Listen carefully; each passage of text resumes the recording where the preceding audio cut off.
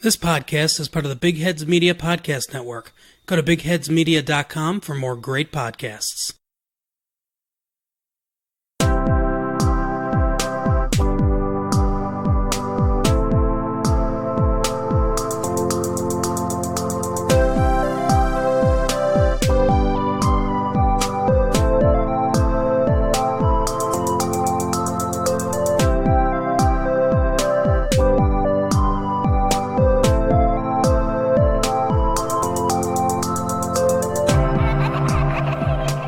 You are listening to In a City Like Yours, a semi-monthly podcast featuring interesting people with interesting life stories. This podcast may contain language and/or subject matter not suitable for all audiences. Listener discretion is advised. I'm your host, Michael G. Moore. Please visit our website at inacitylikeyours.com. That's INACITYLIKEYOURS.com for links to our social media, all popular podcast platforms, and links of interest pertaining to all episodes. On this episode, Marcella begins her story when she became a dancer and a cheerleader in high school. She later took voice lessons and discovered that she was a natural at vocal performing. While still in high school, Marcella wrote a song about bullying, which received quite a bit of success when schools began to play the video for their students. After high school, she briefly trained in London. Then Marcella went to college at Berkley and studied music. After graduating from Berkeley, she moved to Los Angeles and began writing and producing music for other people. Later, Marcella began to focus on her career as a musician and creating music for herself. In this episode, she debuts her song titled Know My Name. Here is Marcella's story. My name is Marcella Fruhan, and I am calling from Los Angeles, California.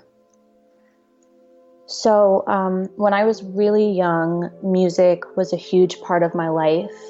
I was a dancer, a high school cheerleader, competitive cheerleader, pretty much did everything that involved being around music. And what was really fun is, so in middle school, I was cheer captain and I was in charge of making all of our music.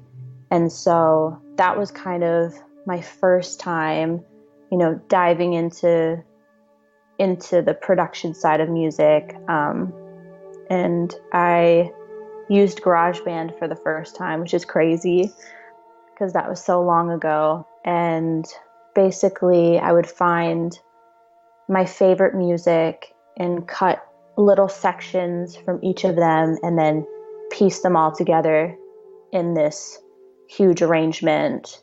And that was kind of my first time building a song. So that was kind of the first moment where I was like, I didn't have to make any of the music. I was just listening to what stuck out to me, what I really liked, and I, was putting everything together. And, I kind of didn't really progress that much after that. I think later on, I, was adding like effects and, some samples as transitional elements, but I never really, understood the big picture of being a producer. I was just kind of creating and having fun. And, I did this with all of my friends, and it was just a fun way to express ourselves. So when I was a dancer, there was a little studio that was doing vocal lessons.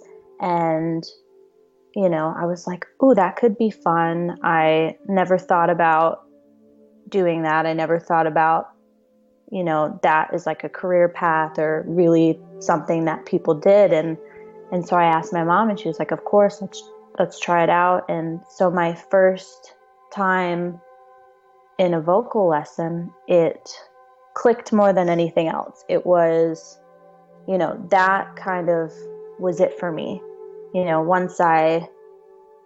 Because I feel like I kind of naturally just had an okay voice without, ever doing vocal warm-ups or training prior. I was an okay singer for a year-old. So I really enjoyed it. And it was really fun to, sing my favorite songs and express myself in that way. But I struggled a little bit, with being open to singing in front of other people. When I was a dancer and a cheerleader, I was so confident up on stage and, nothing really fazed me. But when I had to sing in front of other people, for some reason, I would get so nervous and shut down. It was like a completely different side of me. So that took some time to get over. And I think the biggest, I don't really remember when it set in, but I think I just told myself, I was like, this isn't about you, there's no reason to be nervous because you're singing for other people, you're entertaining other people, you're inspiring other people, you're affecting other people, you're sharing your gift for others. So stop being so selfish. And when I kind of, thought about it in that way, I got over it. And now I'm like, I get nerves once in a while going up on stage just from, being out of it and not performing as much as I used to. But, I could pretty much whip out a song if you ask me to. But, I kept on singing. And then a couple years later, I think at around the age 14, I wanted to really progress and learn how to songwrite because, I was writing poems here and there, but I knew that I wanted to tell my stories and my experiences.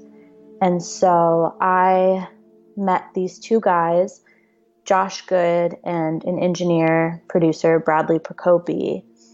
And we got into a room and we wrote the song together. And this was the very first song I had ever written. It's called Truth Is. It's an anti-bullying anthem. And why I wrote this song is I was in 9th grade at the time, and I was really seeing the effects of bullying. I really, I always heard about it. We have the assemblies talking about it and things like that, but I had never really saw it. And I remember going into one of my biology classes and my friend sitting in front of me had cuts all over her wrist and wasn't hiding them. And there was another situation where a kid from another school was, really depressed and tried to shoot himself and did, but it, he's thankfully alive because it, missed. And so that was pretty crazy to me being so young. And, I'm a very emotional person. And so, and the stuff that I wrote when I was younger, was always moody and sad. And I feel like that's just being a teen for some reason. But I really wanted this to be the first song that I wrote. And I'm so glad it was. So when we wrote this song, we're like, wow, this could have so much impact. Let's, I think we need to do a video for it. So I took an AV, video class in high school, and I just showed it to my teacher. And you know how teachers, they're probably like, oh, this is my student, it's probably not that great, whatever. But he listened to it and he was really surprised and loved the message. And he happened to own a production company. And he was like, I would love to do this video for you. And so that's how it all started. And we got a little team together and we went to Gunter High School and had some of the kids be in it, and some of my friends are in it.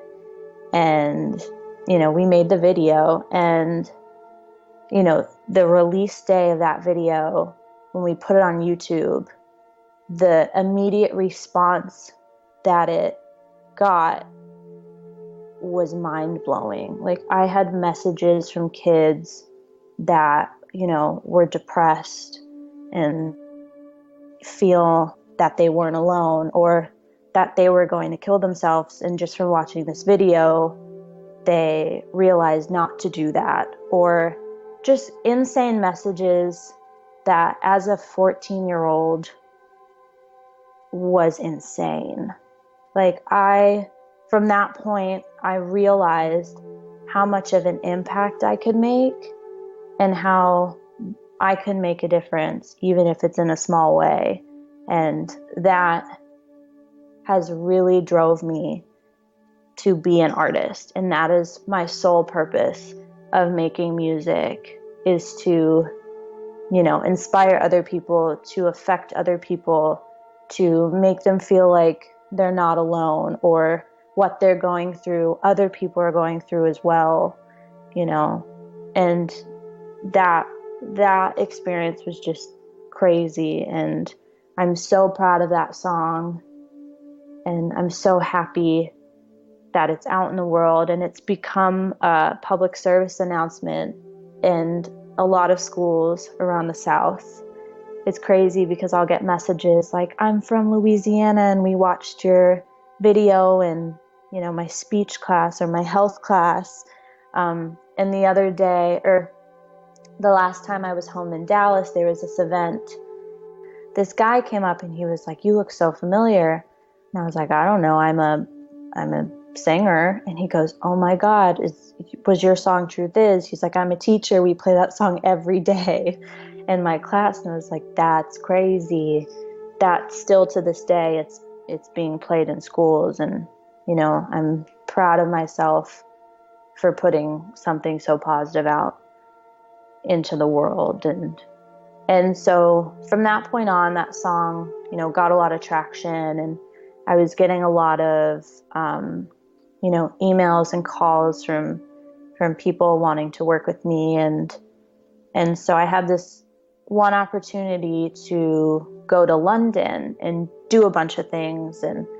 And so for a couple months I would travel, from Dallas to London, and I got the opportunity to record at East Coast Studios where Adele recorded her album, and I got to write my name on the board right next to hers, and perform at Meetum in Cons, France. And I had a lot of fun opportunities there, but it was also a big learning experience because I was kind of putting all my trust into this one guy who was like, you're going to make it, all while I felt so pressured to be someone I wasn't, because we had, a lot of these talks. He was like, you have to know, he printed out this huge list of like celebrities, and he was like, you need to know who all these people are and their names and what they do. And I was just like, this is weird. And, he kind of prepped me for interviews and told me what to say and what not to say. And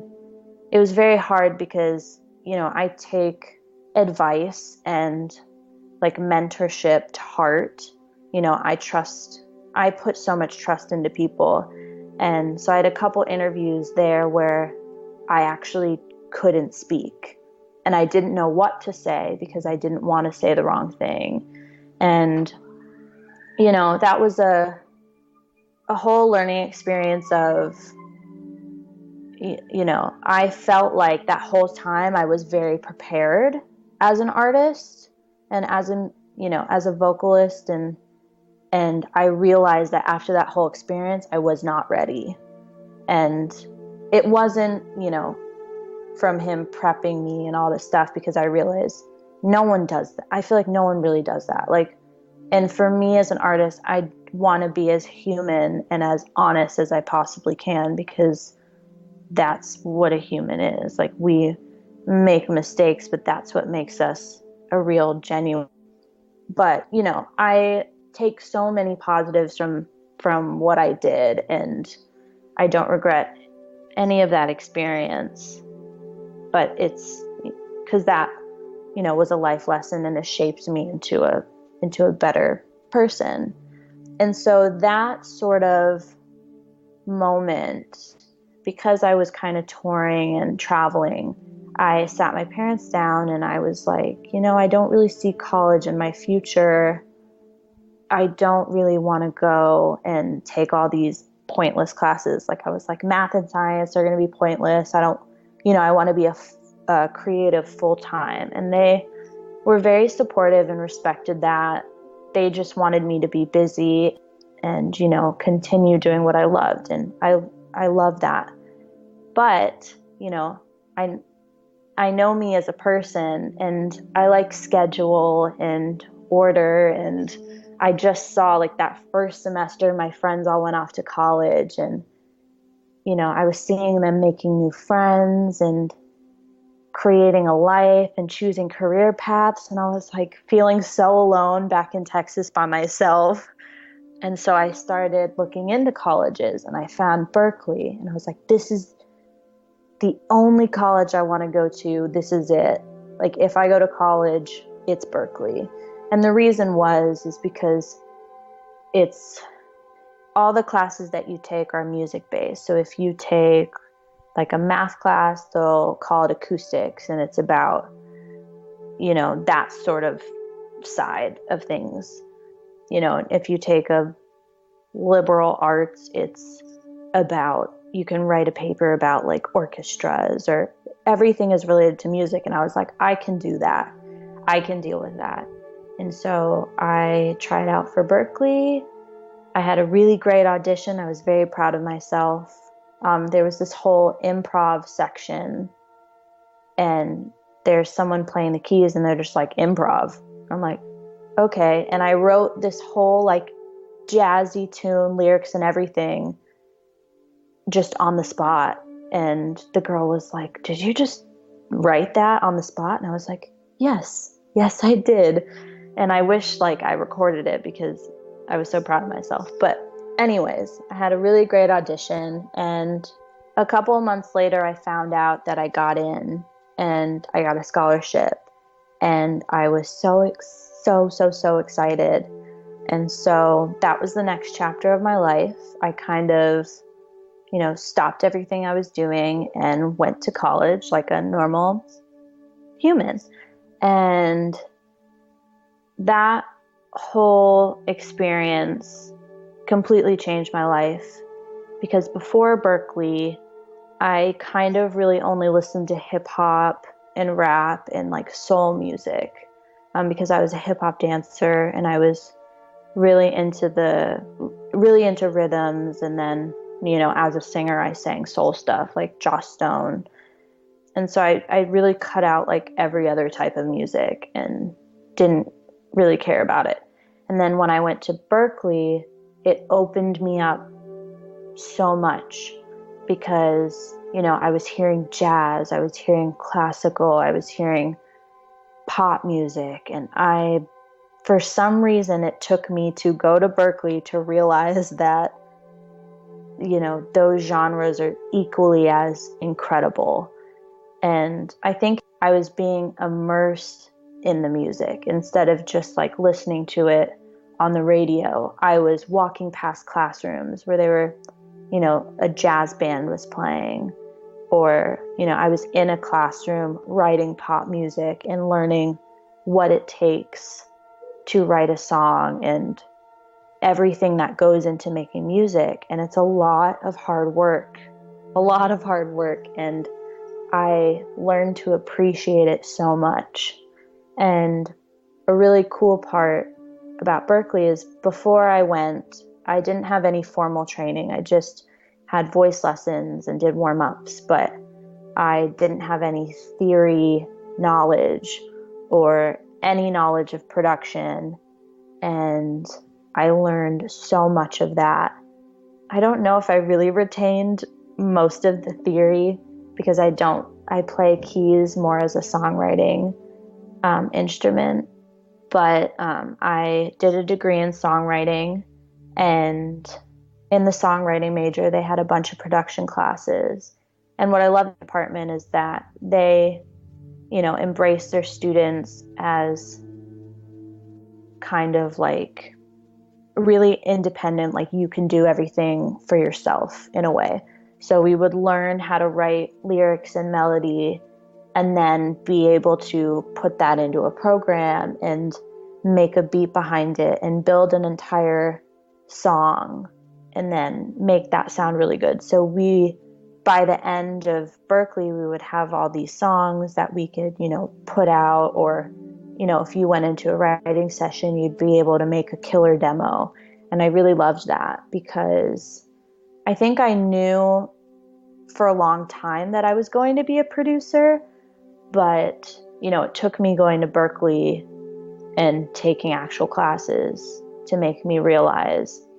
And, my first initial thought to production is that I could do everything for myself. And, previously when I would go in a room with producers, I'd have all these ideas and try to explain them to them and be like, can we, put trap hats and like this 808 bass, but like with, pop elements, and no one really could understand the sound that I was trying to make, which is fair because I don't know if I could explain it then as well as I could now. But it's so nice to be able to create whatever I want based on what I'm hearing. And sometimes that means going to Google and being like, how do I make this sound? But I am able to do it. And that's a huge part of my life. Welcome everybody to the Potterskew Podcast. I am... Whoa, dude. This is our promo, not the show. I'm Rico. Oops, my bad. I'm CJ. We're the hosts of the Potterskew Podcast. We are fans of pretty much anything and everything pop culture, including movies, TV shows, books, video games, comics, music, and of course, Kevin Smith. Now, while we do keep our fingers on the pulse of Silent Bob, he certainly doesn't need our help in promoting him. You got that right. We do our own thing, with inspiration from the man and his mantra of why not. We've got stories from celebrities we've interviewed, theories of our own for certain movies, and we usually have a great debate on almost anything. We also do commentaries on movies. Sometimes we ask our fans what they want to watch with us. So, if you love the timbre of our vocal cords and you want to watch a movie at the same time, give us a listen. Stay tuned every Monday. There's always something new. And if you've been good this year, we may even give you some bonus episodes from time to time. So be good, subscribe, and enjoy Potterskew, proud members of the Big Heads Media Podcast Network. After graduating Berkeley, I moved to LA, which is currently where I'm living. I did an internship for Laura Escudé at Electronic Creatives. Such a badass female, dominating in a male-dominated industry. So the technology side of things in the music industry is I think in the music industry in general, it's like 80% male. But, you think of the techier side as something females don't really do. And I loved the tech side of things. I love producing. And so working with her and seeing her create and build all these sessions for people was great. And I was like, you're a role model. Like I was working with a role model of mine, which is crazy. But I got to do some really cool stuff with her. I got the chance to go to Electric Forest. She performed, and I was kind of her assistant, building, her sets on stage, taking pictures and stuff for her. And it was really fun. And I'm so happy that was the internship that I got to do, because, not everyone has an internship like that. But, once that ended, I sort of transitioned into a songwriter here. And so for a full year, I just wrote songs and produced songs. And I live in an apartment here with my boyfriend, Cameron, and he's an amazing producer and engineer. And so we do most of, our writing and producing together. But for a year now, I just, when I first moved, I was wanting to be in as many sessions as possible and just chopping out a bunch of songs, and I was writing for other people and writing for a couple, underdeveloped signed artists. And that was a whole learning experience of how having to write with people who don't have, initial training and how to write a song, which made me laugh because I was like, oh my God, I did this. Someone taught me how to songwrite and now I'm doing it. It's like full circle, which is pretty cool to think about. But, it's come with a lot of struggles as well because, usually in a writing session, there's a couple writers and a producer, and the producer is, bouncing off of the ideas of the songwriters and really focusing on the track. And then the songwriters are writing lyrics and melody and, focusing more on that aspect. And when it comes to me and Cam working with people, he does sit at the producer desk and kind of runs that, and I sit more with the songwriter. But at the end of the day, when we're done with the song, we then, take a couple days and sit there and really produce the hell out of these songs. And so we kind of take twice the amount of work, and it's so draining and it's so fulfilling. But it, listening to music and making music 24 hours a day is really draining. But I love the songs that we've created while we've been here. And it's kind of crazy because when we moved to LA, the songs that we are writing and producing now are like 1,000 times better than the stuff we were making at Berkley. And I just think it took us doing like real world experience to, not that we didn't care at Berkley, but I just think when you're thrown in the environment and you're in sessions and it's not a homework assignment, it's like a completely different outcome. And it's been amazing to be able to do this as a full-time job, and well, sort of full-time. I have a part-time job as teaching recording and production to a nonprofit at Hollywood High School as my part-time job. But, it's still creative. It's still me doing music. And so I'm so thankful to be out here doing that. But around October, I realized that, I've been writing songs for other people and really focusing on others for a year now. And I was like, what have I done for myself? What music is mine? And the weird thing is that, because my mom always said, the music that you make is you. And I agree with that, but I disagree because Cam and I were a really good team, but we're a really good team in that we can create all these different genres. So we have a song that sounds sort of Black Keys, and then we have another song that's Louis Del Mar, indie, more indie, and then we have pop songs, and then we have electronic songs. And, as an artist, artists evolve, but, Bon Iver, it's Bon Iver. And so I struggled with that a bit for myself as an artist. And I was like, okay, all these songs are different, and I know my voice is the same on top of them, but none of these really speak to me. And I think the first time I realized that is I went home, can't remember, maybe this past March, and did a show, and I didn't have any new material for myself, and I didn't really feel like singing old material. And so I sang a bunch of the songs that we wrote in LA, and I was so excited to perform, and I was so proud of these songs, and we performed with tracks so people could hear all the work we did in the production. And at the end of the gig, I felt so unfulfilled. And I think it's because none of those songs were actually mine. And I know they're mine in the sense that I wrote and produced them.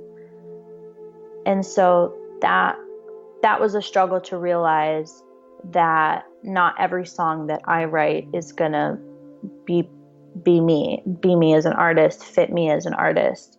And so in this past October, I really made an effort to slow down on sessions and making demos with other people and focus on myself.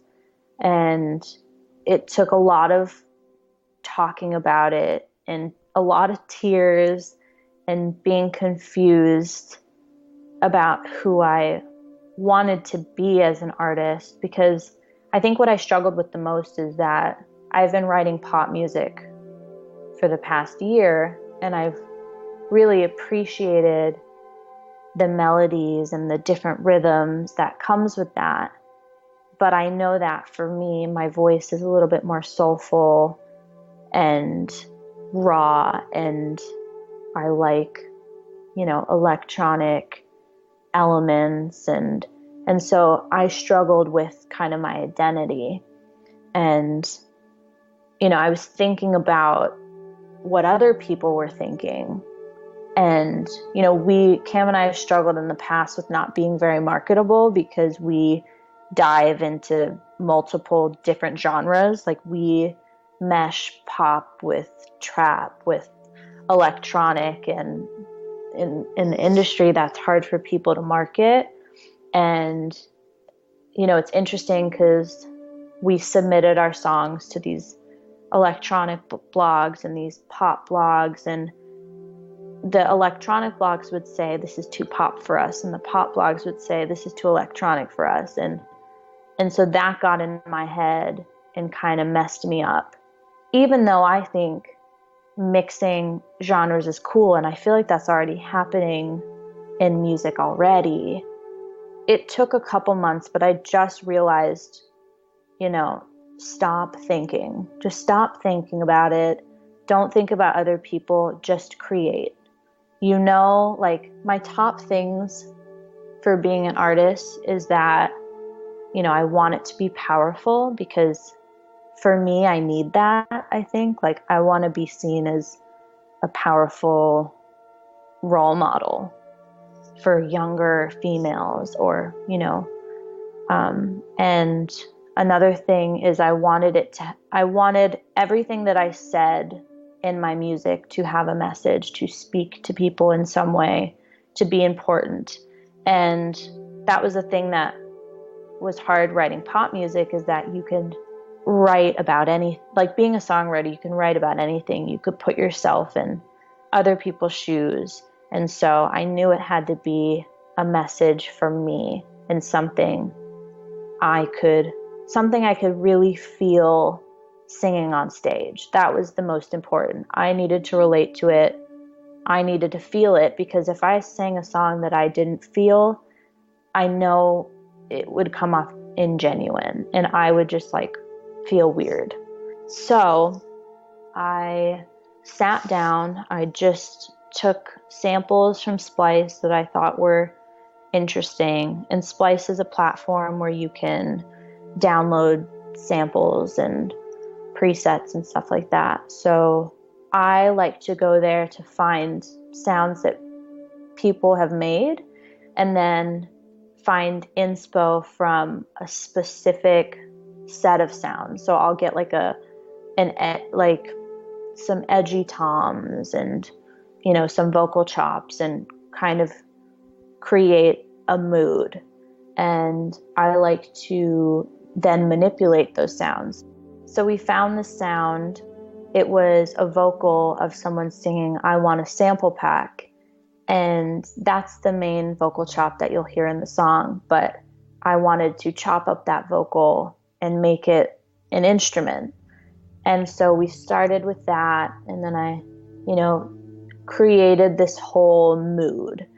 And why I was initially really excited about it is because I could imagine myself being up on stage and me, hitting these toms or like I could just see the light, the spotlight on me. And so I was imagining myself up on stage in this song already. And so, we mapped out what we thought was the verse and then the chorus. And I started improvising some melodies and came up with some that I liked, but still didn't know what I wanted to talk about.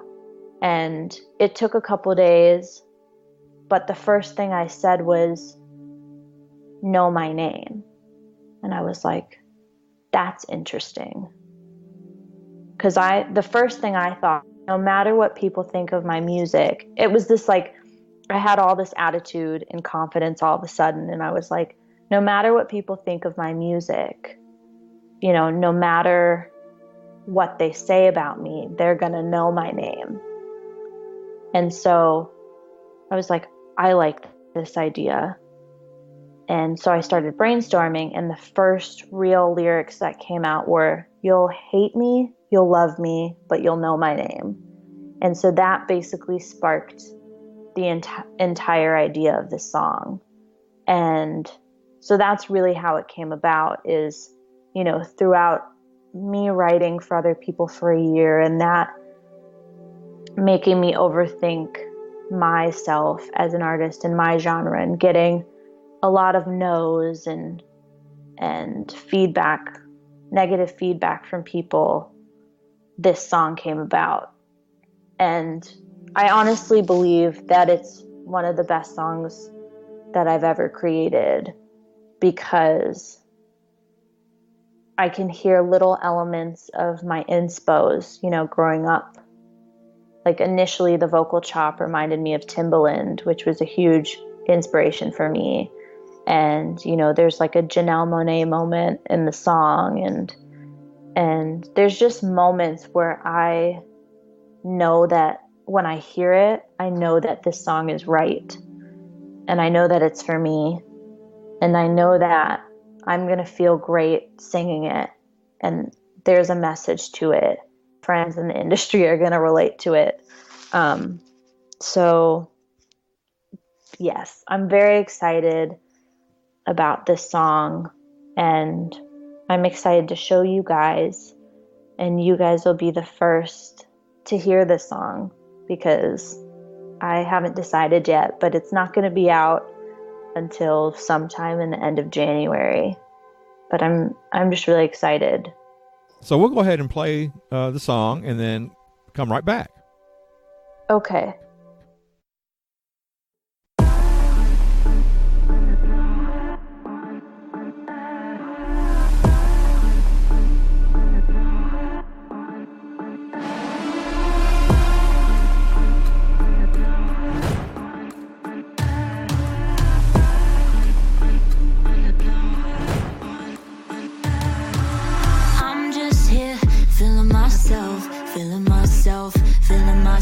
Yeah, I don't need to be no one else, no one can tell me one how to dress, who to impress, holding my breath so I could fit in. I'm just here, loving myself,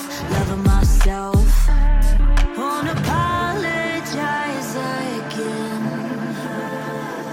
for being comfortable in my own skin. You'll hate me, you'll love me, you'll say I'm nobody, but you'll know my name, you try to ignore me, you'll make up your stories, but you'll know my name, you'll know my name,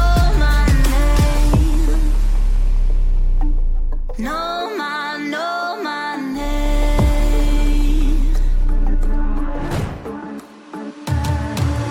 You see me living my life, taking my time, doing it right. Yeah, I don't care about being polite, getting side-eyed most of the nights. I may not be your type, I don't do it for the likes.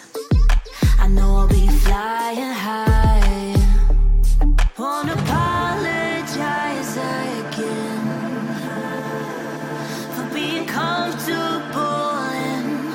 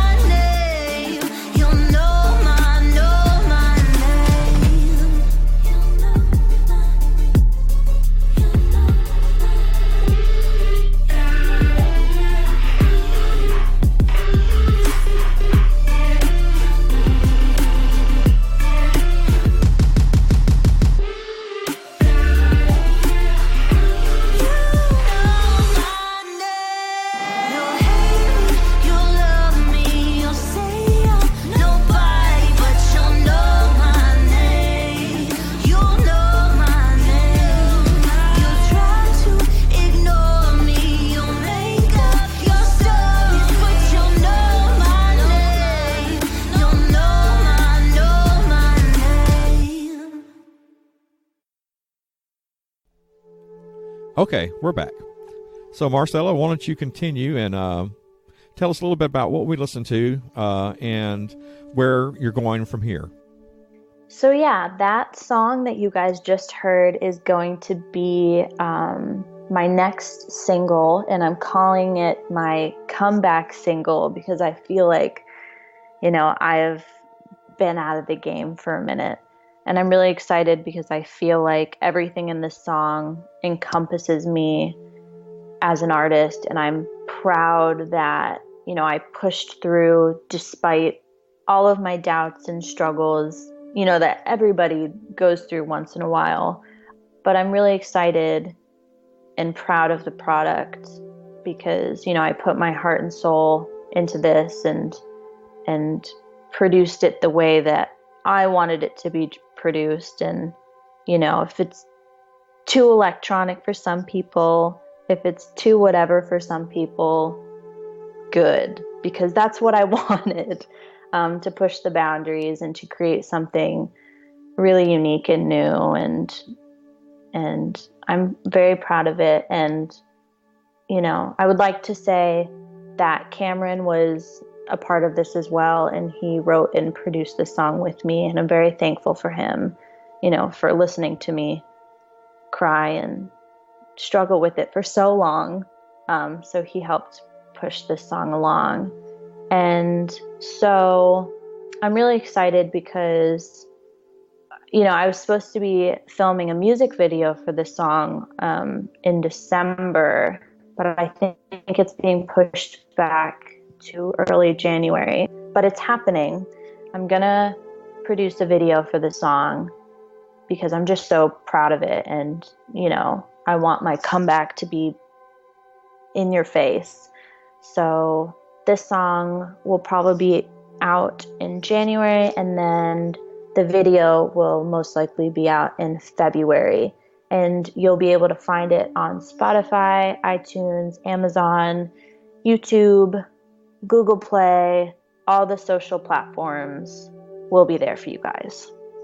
So that would be the song as well as the video? Yes.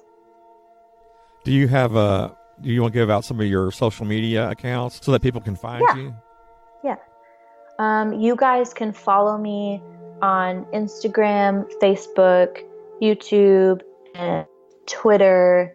And I don't know if I'm forgetting anything else, but everything is at Marcella Fruhan. That's MarcellaFruhan.